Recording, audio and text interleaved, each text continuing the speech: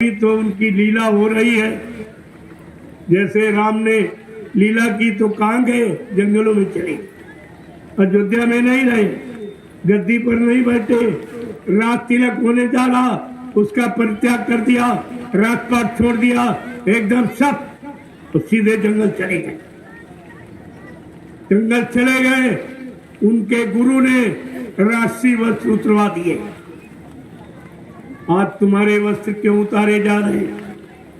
तुम्हें लंगोटी लगाने का आदेश क्यों दिया जा रहा? वही परिवर्तन का वक्त बिल्कुल नजदीक। जिनसे काम कराना होता है उनको इस भेष का आदेश दिया जाता है। भगवान राम, लक्ष्मण और सीता, इनके द्वारा काम होने को हुआ। गुरु वशिष्ठ जी ने ये आदेश दिया कि जंगल तो जा रहे हो, राशि कपड़े उतार के रख दीजिए, सिर से मुकुट उतारो और ये फकीरी भेष, ये धोती लंगोटी पहनो और सीधे जंगल चले। मैंने आपको कुर्ता पैजामा, कमीज, धोती, लुंगी और टोपी का आदेश दिया। ये परिवर्तन की निशानी है और जिनके द्वारा परिवर्तन होना है उन शक्तियों के बारे में आपको नहीं मालूम। वो शक्तियां परिवारों में रह रही और शक्तियों को खुद नहीं मालूम कि हम कोई शक्ति, और उनसे काम करा लिया जाएगा। जो इस परीक्षा में खरे उतरेंगे उन्हीं का तो इतिहास बनेगा, उन्हीं की पूजा होगी। इसलिए सीधे अपने गुरु वशिष्ठ का आदेश माना और सीधे जंगल चले गए। आपको जंगल तो नहीं भेजा जा रहा, घर गृहस्थी नहीं छुड़ाई जा रही, परिवार बच्चों से अलग नहीं किया जा रहा, लेकिन परिवर्तन की निशानी तो रखी जाएगी। नहीं तो लोग कलयुग के इतिहास को कैसे समझेंगे कि कलयुग का परिवर्तन कैसे हुआ था, उसकी क्या निशानी, क्या पहरावा था कि ऐसे फैशन परिस्थिति दुनिया में उन शक्तियों को एक सरलता, एक सरल आदेश दिया गया था कि तुम एकदम सादा जीवन और उच्च विचार, तुम्हारा जीवन बिल्कुल सादा साधारण होगा, तुम्हारी वेशभूषा भारतीय वेशभूषा होगी, तुम्हारा खान पान भारतीय होगा, तुम्हारी भाषा हिंदी और संस्कृत, ये भारतीय आगे आने वाले समय में हिंदी और संस्कृत में भारत का संविधान बनेगा। इसलिए आपको देखो, विदेश में हिंदी भाषा अनिवार्य कर दी गई और तुम्हारे यहाँ अंग्रेजी अनिवार्य कर। अंग्रेज चले गए, अंग्रेजियत छोड़ गए, जिसको तुम सिर पे लादे घूम रहे हो, बड़ा अहंकार करते हो। अरे अंग्रेजों को भगाने में कितनी कुर्बानी देनी पड़ी और तुम उसकी महिमा भूल गए हो। उनकी भाषा को अब भी सिरोधार किए और बड़े सम्मान के साथ, और अपनी मातृभाषा जो हिंदी और संस्कृत, उसको आप भूल गए। आगे आने वाले समय में यही हिंदी और संस्कृत चलेगी और इसी से संविधान बनेगा। और संविधान ये काश्तकार भूंजों तक हर जोतता होगा, संविधान उसको याद होगा। ये दोहा चौपाइयों में बनेगा। ये सब तुम्हारे सामने बना के तैयार कर दिया जाएगा। अरे शुरुआत तो करो, तुम्हें तो अभी शुरुआत कराई जा रही है कि ऐसे फैशन परिस्थिति दुनिया में आपको वो फैशन जो तुम्हारे चरित्र को गिराने वाला, मन बुद्धि चित्त को खराब करने वाला, शरीर को कमजोर करने वाला, इसलिए मतलब आपको उससे अलग किया जा रहा। वो वस्त्र धारण करो जिससे शरीर को प्रकृति का गुण, हवा और धूप मिल सके। ये शरीर इसी से पलता, हवा और धूप से, और दोनों इस समय नहीं मिलते। इतने मोटे कपड़े आप पहनते हो, ना हवा ना धूप, तरह तरह की चर्म रोग, तरह तरह की भीषण बीमारियां तुम्हारे पैदा हो रही, क्योंकि बाहर की शुद्ध हवा अंदर नहीं जाती है और अंदर की यानी विषैली गैस बाहर नहीं निकलती है, इसलिए बीमारियां आ रही है। और आपको नहीं मालूम कितने गंदे पदार्थों से ये तैयार किया जाता। तुम्हारी भांति वेशभूषा शुद्ध कपास पैदा की जाती और शुद्ध वो रुई और कॉटन उससे ये बनाया जाता। ये शरीर की गंदगी का शोषण करता है, शरीर को साफ करता है और शुद्ध हवा यानी शरीर के अंदर प्रवेश करता है। इसलिए आपको समय से भारतीय वेशभूषा का आदेश दिया गया कि आप लोग ये विदेशी खान पान, विदेशी वेशभूषा, विदेशी भाषा इसको का परित्याग करो, तब आपको भारतीयता की उपाधि मिलेगी। आप सच्चे भारतीय माने जाएंगे।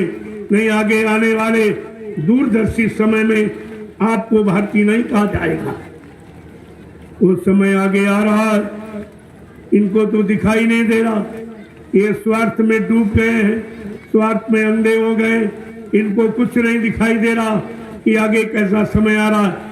इनकी कोई दिव्य आंख थोड़ी खुली, ये शरीर की आंख नहीं खुली, उससे शुद्ध काम, सही काम, भले काम नहीं कर पा रहे, तो ये अंदर वाली आंख के बारे में जानते ही क्या। इनको तो उसका लेशमात्र भी पता नहीं है कि दिव्य आंख किसे कहते हैं, दिव्य कान किसे कहते हैं, ये कहाँ है, किसके द्वारा खुलती है, खोलने वाला कौन है, लाभ देने वाला कौन, इनको ये सब क्या पता। लेकिन आपको बताया जा रहा है। इसलिए ये परिवर्तन की, जब राजा राम ने राशि वर्ष फेंक दिया गुरु के आदेश पर, तो तुम्हें तो बहुत थोड़ा बस, छोटा बस, कम कीमत का। जब राजा के शरीर से वो उतरवा दिया गया, सिर से सोने का मुकुट उतरवा दिया गया और कहा कि धोती और लंगोटी में और लुकी में चले जाओ, 14 वर्ष के लिए जंगल फिट। ये गुरु की महिमा है, ये गुरु का आदेश है, ये परिवर्तन की निशानी है। और परिवर्तन लाने के लिए गुरु का ये आदेश हमेशा रहा और रहेगा। बिना इस आदेश पालन के कोई शिष्य अपनी मर्यादा को कायम नहीं रख सकता, अपना इतिहास कभी नहीं बना सकता। ये उसके बस की बात नहीं। तो राजा राम ने राजा होकर एक झटके में गुरु आदेश पर साफ राशि कपड़े रेशम के साथ और ये सोने का मुकुट एकदम झटके से उतार के फेंक दिया और जटाजूट बदन पर यानी जूट और जटाएं रख को सीधे जंगल चलेगा। आपके सामने एक आवाज इसकी भी लगाई गई थी 10, 11, 12 जून 1983 में। ये टाट बोरा फकीरी भेष बच्चा मेरे आदेश से धारण कर। ये परिवर्तन की निशानी है और हर युग की कहानी, हर युग में ये रही है। जब आप उसे नहीं समझ पाए, नहीं धारण कर पाए, जो धारण किए परीक्षा में वो भी नहीं ठीक पाए, तमाम ने उतार के फेंक दिया और पैरे घूम रहे और कहते कि वो महापुरुष खत्म हो गए। इनको ये भी शर्म नहीं आ रही, जिसके आदेश पर टाट बोरा पहना उसी के लिए कह रहे मर के चले गए, तो फिर इसको पहरे क्यों? अरे किसके आदेश पर? तुमने गुरु के आदेश पर पहरा, माँ बाप के आदेश पर, भाई पत्नी के आदेश पर नहीं पहरा था, गुरु के आदेश पर तुमने पहरा। जैसे उदाहरण के लिए जब बेटी श्रृंगार करती है तो अपने पति के लिए पति के नाम पर श्रृंगार करती, जब पति मर जाता तो उसका श्रृंगार परिवार वाले उतार के फेंक देते कि तुम्हें ये श्रृंगार करने का कोई आदेश नहीं। आज जो लोग कह रहे हैं बाबा जी मर गए और टाट बोरा पहने घूम रहे हैं, उनको उसी विधवा स्त्री की तरह टाट बोरा उतार के फेंक देना चाहिए। ये तुम्हारे लिए शोभा नहीं देता। जिस गुरु ने पहराया और कहते गुरु मर गया तो तुमको टाट बोरा पहनने का कोई अधिकार नहीं, इसको उतार दीजिए। मैं आगे आने वाली ये भारत की जनता तुम्हारा टाट बोरा नोच के फेंक देगी और कहेगी तू भी झूठा, तेरा गुरु भी झूठा। तुम्हारी मर्यादा गुरु से है, तुमने गुरु की महिमा पर कलंक लगाया है, गुरु की गौरव गरिमा तुमने समाप्त कर दी है, इसलिए तुम ये फकीरी भेष पहनने का तुमको अधिकार नहीं है। इसे उतार दीजिए हमारी प्रार्थना पर। जो ये कह रहे हैं कि बाबा जी चले गए और टाट बोरा पहने घूमे, इनको शर्म भी नहीं आती। जिसने पहराया तो क्या तुम पहरे पहरे बन के चले जाओ? तो टाट पहनने का मतलब क्या? बाबा जी ने तो कहा मैं टाट का इतिहास बनाऊंगा, टाट की पूजा कराऊंगा, तो तुम कहते हो मर के चले गए। तो टाट का इतिहास कौन बनाएगा? टाट की पूजा कौन कराएगा? ये तो गुरु के वचन आपको याद रखने ही चाहिए। टाट पहने घूम रहे हो तो याद कुछ एक भी वचन इनको नहीं मानो। इनका पहना सब निरर्थक। ये टाट नहीं पहना, गुरु आदेश पहना। टाट बोरा तो कोई पहन सकता, लेकिन आदेश किसने माना? आदेश किसने पहना है? बात तो असली ये है, अगर आदेश नहीं माना तो टाट बोरा क्या करे? ये क्या करेगा? महिमा तो आदेश पालन की। गुरु ने आदेश दिया है कि जब तक देश में अच्छी व्यवस्था नहीं आ जाएगी, सतयुग जैसी व्यवस्था नहीं आ जाएगी, सबको रोजी रोटी मिलने लगेगी और सबको महंगाई गरीबी समाप्त हो जाएगी, तब ये टाट बोरा शरीर से उतरेगा। ये संकल्पित वस्त्र है, संकल्प लेके पहना गया।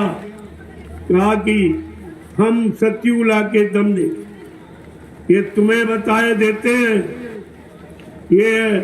ये टाट हमने पहना संकल्प लेकर।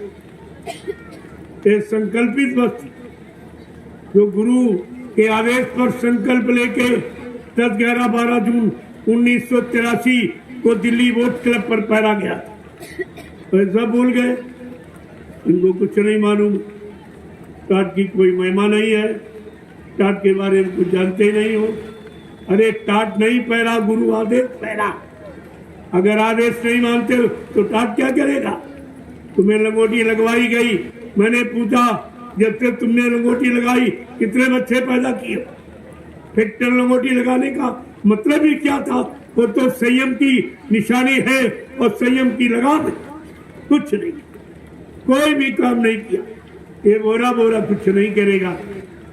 अगर आपने संकल्प नहीं लिया, तपस्या था बच्चा, मैंने टाट तपस्या के लिए पहनाया, तो तपस्या में क्या क्या आया था? तपस्या आशाएं, इच्छाएं, वासनाएं, कामनाएं, इनको तपा माने जला देना, खत्म कर देना, हटा देना, इसको कहते तपस्या। ये बेचारे तपस्या का अर्थ भी नहीं जानते, इनको पता नहीं सब क्या है, तो सब ऐसे रहेंगे, सब ऐसे कुछ नहीं कर पाए। तो आपको ये समय से आदेश मिला है, अपने सादगी भारतीय वेशभूषा में आ जाओ। अगर मन बुद्धि चित्त को ठीक करना चाहते हो, काम क्रोध लोभ मोह अहंकार के प्रेशर से बचना चाहते हो, तो आपको सादगी वेश में आना। ये कपड़े भी मन को खराब करते, तुम्हारे मन को खराब करते ही है, जो तुम्हें देखागा उसका भी मन खराब होता। तुम दो नुकसान करते हो, अपना मन खराब करते हो, दूसरों का खराब करते हो। ये डबल अपराध आप करते हो। इसलिए भारतीय वेशभूषा में आ जाइए। हमारी प्रार्थना है संत मत के समस्त प्रेमियों, हिंदुस्तान के जितने संत मत में रहने वाले प्रेमी, आज ये समय भारतीय वेशभूषा धारण करने का, भारतीय खान पान जो सीजनल अनाज और सीजनल दालें और सीजनल सब्जियां, फल फूल मेवे, दूध मक्खन मलाई घी, इस भोजन को करने का समय है।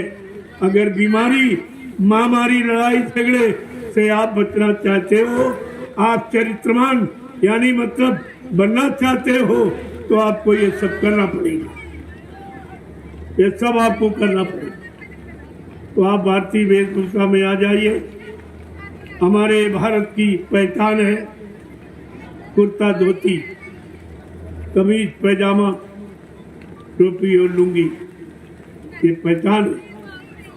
इसको आप धारण करिए, देखिए शरीर को कितना लाभ मिलता है, तुम्हारा मन कितना शांत होता है, विकारों में कभी नहीं जाएगा।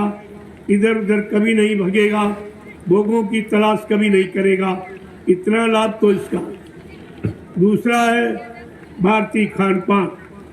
तुम्हारे 3 भोजन है, 3 आहार, सतोगुणी, तमोगुणी और रजोगुणी। जब तमोगुणी आहार करोगे, तामसी, मिर्च मसाला, चटपटे, तो फिर तुम हिंसा करोगे, मारपीट करोगे, गाली गलौज करोगे, तरह तरह से लूटपाट, हिंसा, यानी ये सब काम आप करो। ये तामसी आहार का गुण है। और रजोगुणी आहार करोगे तो भोगी विलासी, कामी बन जाओगे। और मतलब यानी माँ बहन बेटी कुछ नहीं समझ में आएगी, बिल्कुल काम तुमको अंधा कर देगा और पाप में एकदम डुबो देगा। और सतोगुणी आहार, जो कुदरत ने तुम्हें सत्य पथ पर चलाने के लिए, सच्चिदानंद प्राप्त करने के लिए, जीवात्मा को सतलोक सचखंड जाने के लिए ये सद्गुणी आहार तैयार। आप इसका सेवन करें तो देख लीजिए ये सब काम सब तुम्हारे पास। केवल करना आप भूल गए हो, करनी सुधार लो तो सब तुम्हारा ठीक हो जाए। कहीं से कुछ लाना नहीं, सब तुम्हारे अंदर है। लेकिन अब जब आप कोई बात सुनते ही नहीं हो, अच्छी बात मानते नहीं हो, तो भी भ्रमित तो आप हो जाओ। जब इसमें लोग आके भ्रमित हो गए, टाट बोरा पहनकर भ्रमित हो गए, गुरु के वचन नहीं मान पाए, आदेश का पालन नहीं कर पाए, तो फिर और लोगों की तो बातें मत करो। संत रविदास जी को ये सब देखकर कहना पड़ा। उनकी जीवात्मा की दिव्य आंख खुली थी, तो मीराबाई के गुरु थे, उन्होंने ये सब लिखा है भविष्यवाणी के गुरु। ऐसा समय आएगा, ये सब कहते हैं कि मतलब यानी ये खराब समय आ जाएगा। उस समय में नेता, मंत्री और अधिकारी ये कोई बचेंगे नहीं, इनको एक एक पाई का हिसाब देना पड़ेगा। ये भारत के गरीबों की, मजदूरों की, छोटे कर्मचारी अधिकारियों की, छोटे दुकानदार व्यापारियों की कमाई, जो टैक्स और महंगाई के रूप में, जीएसटी के रूप में जबरदस्ती इनसे वसूला गया, और ये सब उठाकर विदेशी बैंकों में अपने नाम से जमा कर। ये सोचते कोई जानता नहीं, अरे जो महात्मा जानते कोई नहीं जानते। तुम जब ले जा रहे थे तब भी देख रहे थे, तुमने जिस बैंक में जमा किया, बाबा जी ने क्या कहा, जिसको किस कोड नंबर पर, किस देश के किस बैंक में, किस खाते नंबर में तुमने कितना कितना पैसा जमा किया, वो महात्माओं की दृष्टि में सब एक एक पाई का हिसाब तुम्हें देना पड़ेगा।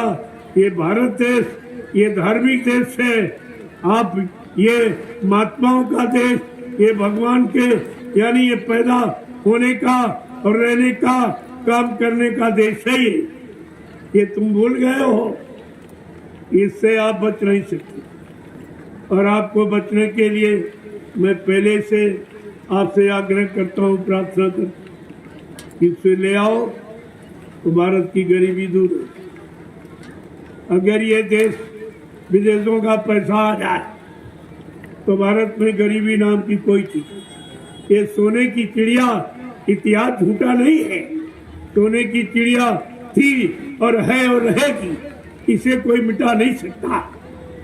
इस बात को आप ध्यान में रखिए, ये सोने की चिड़िया थी, है और रहेगी, इसे कोई नहीं मिटा सकता। बाबा जी ने कहा मेरे पास भूमिका व्यवस्था है, मेरे पास योजना है, मैं समय से वो सब पैसा निकाल के ले आऊंगा, देश सेवा में लगाऊंगा। भारत में सतयुग दिखाई देगा, भारत में सतयुग दिखाई देगा। अरे ऐसे सतयुग नहीं आएगा, उसकी कोई न कोई भूमिका, कोई न कोई गुप्त योजना महापुरुषों के पास है, और सब लोग अपनी गुप्त रखते, और उन्होंने खोल के कह दिया जो विदेशी बैंकों में आपने लूटपाट के जमा किया उसको ले आइए, अभी वक्त है। नहीं लाओगे तो मेरे पास योजना है, मेरे पास भूमिका है, मैं उसको ले आऊंगा, देश सेवा में लगा दूंगा। ये भारत 7 पुश्त बैठ के खा सकता है, किसी को काम करने की जरूरत ही नहीं, इतना धन है। और ये कहते भारत गरीब हो गया, भीख मांग रहा, ये यहाँ से भीख मांग रहा, वहाँ से ले आ रहा, वहाँ से, ये सब देश को बदनाम किया जा रहा। भारत ऋषि मुनियों का देश है, संत महात्मा फकीरों का देश, अवतारी शक्ति यानी भगवान का देश, और भगवान के देश को तुम बदनाम कर रहे हो, तुम कंगाल बता रहे हो, तुम गरीब बता रहे हो। कम से कम कुछ तो विचार करो। अरे भगवान को तो न बदनाम करो। ये सब प्रेमियों, ये सब तुम्हारे सामने गौर होगा। इसलिए संत रविदास जी ने खोल के कहा, नेता मंत्री और अधिकारी एक दिन जान बचाना होगा भारी, ये छोड़ सब मैदान भगेंगे। प्रेमियों, अब ये भगने वाले, इसलिए अपने अपने घोंसले विदेशों में बना रखे, लेकिन इनको तो मालूम नहीं है कि भारत में अवतारी शक्ति का जन्म हो गया। वो अवतार समय का इतना महान, जो कभी नहीं हुआ वो करके दिखाएगा, जो कोई नहीं कर पाया वो करके दिखाएगा, किसी ने दिया नहीं और सबको दे के मानेगा। तो ऐसा है अवतार। अब इनको अवतार की क्या खबर है, अवतार हुआ कि नहीं हुआ, कहाँ हुआ, कैसा हुआ, इन्हें क्या मालूम। लेकिन रविदास जी ने अगर संतों की वाणी ये लोग पढ़ लेते, सुन लेते, तो शायद इतनी भारी भूल गलती नहीं करते, इनको विश्वास हो जाता। जब रविदास जी ने कहा भारत में ऐसी शक्ति का अवतार होगा, भारत में अवतारी होगा जो अति विस्मयकारी होगा। देखिए कितनी बड़ी बात संतों ने लिखी है। भारत में अवतारी होगा जो अति विस्मयकारी होगा, वो ज्ञानी और विज्ञानी होगा, वो अद्भुत सेनानी होगा, अद्भुत अनोखा सेनानी। और क्या कहा, एक ऐसी अनोखी लीला करेगा कि अब मर के कोई कभी जिंदा होता है। लेकिन वो महापुरुष क्या कह रहे हैं रविदास जी, अरे वो अनोखी शक्ति है, जीते जी कई बार मरेगा, कई बार उसके मरने की सूचना हिंदुस्तान में फैलाई जाएगी। वो मरना और जीना उसके हाथ में, जब चाहे जब जीवात्मा को निकाल ले और जब चाहे वापिस ले आए, ये उसके लिए खेल है, खेल। जीते जी कई बार मरेगा, छंदम भेष में वो विचरेगा, एक अनोखा भेष धारण करेगा और विचरण करेगा सबके सामने, लेकिन पहचान कोई नहीं पाएगा। छंदम भेष में वो विचरेगा। क्या कह रहे, तीनों ओर से होगा हमला, देश के अंदर धोई घपला, सबे तरफ कोराम मचेगा, चारों तरफ कोराम मचा हुआ, लड़ाइयां चारों तरफ छिड़ रही, सब लड़ने भिड़ने लगे, लेकिन भारत पर आंच नहीं आई, क्योंकि भारत पर अवतारी शक्ति का जन्म हुआ। वो अपने भारत देश को बचाने के लिए विश्व युद्ध होगा, लेकिन जो विश्व युद्ध को टाल देगा वो भारत का महापुरुष कहलाएगा। जो विश्व युद्ध हो रहा हो रोक दे, वो महापुरुष कहलाएगा। देखो कितनी बड़ी बात। अणुबम परमाणु बम चलाए जाएंगे जो एक देश को नष्ट कर सकते हैं, ये सब चलेंगे, और इनकी विषैली कैसे जब भारत की तरफ आएंगी वो महापुरुष उल्टी हवा चला देगा, वो विषैली कैसे उन्हीं देश के में चली जाएगी, वहां की जीवों को मार देगी। वो समय का महापुरुष होगा जो उल्टी हवा चलाकर उन अणुबम परमाणु बम की जहरीली गैस जिससे लोग मर जाते हैं, वो उन्हीं देशों पर चली जाएगी। अरे उसको महापुरुष कहा जाएगा। अभी ये भी तो परीक्षा हो जाएगी, तमाम लोग अपने नाम के आगे संत लिख रहे, सदगुरु लिख रहे, सरकार लिख रहे, महाराज लिख रहे, भगवान लिख रहे।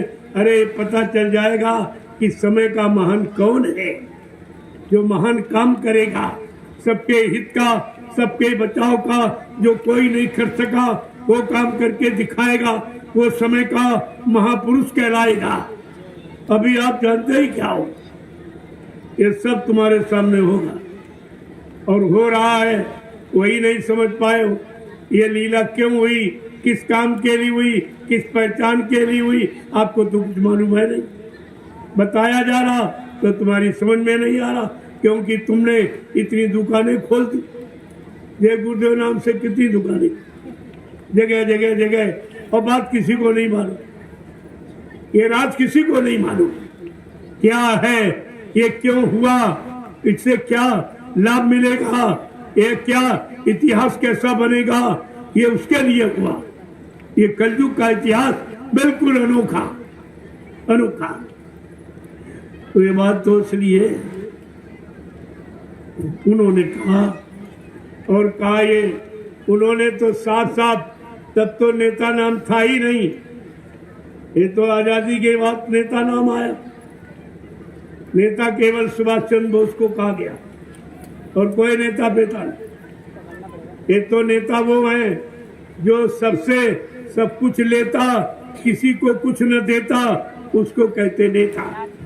ये तो आज का ये वो नेतृत्व करने वाला, जो देश का नेतृत्व करे, सही दिशा लोगों को दे, सही रास्ते पर चलाए और सबको शांति सुख और न्याय सुरक्षा रोजी रोटी दे, अरे उसको कहते नेतृत्व करने वाला सही नेता। ये तो ऐसे नेता लूटपाट वाले, इनसे तो आपको कुछ नहीं मिला सिवाय दुख तकलीफ, मुसीबत, आपत्ति, महंगाई, गरीबी, बेरोजगारी, हिंसा, इसके सिवा कुछ मिला ही नहीं। इनके पास कुछ है ही नहीं, ये दे ही क्या सकते, जब कुछ है नहीं तो क्या देंगे आप। प्रेमियों, ये सब, लेकिन संत कभी किसी के पक्ष में नहीं बोलते, वो सत्य सही निर्णय दिया कि आगे नेता, मंत्री और अधिकारी भारत माता पर अत्याचार करने वाले यही, लूटने वाले यही, जनता को टैक्स और महंगाई और इससे यानी मतलब लूट लूट कर विदेशी बैंक की भरने वाले यही। उनके लिए मैं नहीं कह रहा, ये रविदास जी मीराबाई के गुरु कह रहे, मैं तो उनकी बात बता रहा हूँ। उन्होंने भविष्यवाणी में क्या कहा, नेता, मंत्री और अधिकारी, इनको जान बचाना होगा भारी। आज भारत की जनता की जान खतरे में डाल रहे हैं, एक दिन इनके ऊपर भी ये नंबर आने वाला। नेता, मंत्री और अधिकारी, इनको जान बचाना होगा भारी। ये छोड़ सब मैदान भगेंगे, ये हिंदुस्तान को छोड़कर भगने का प्रयास करेंगे, लेकिन दूरदर्शी इनको एरोड्रम पर पकड़ लेगी, एरोड्रम पर पकड़ लेगी। ये कोई नहीं जाने पाएंगे इनको।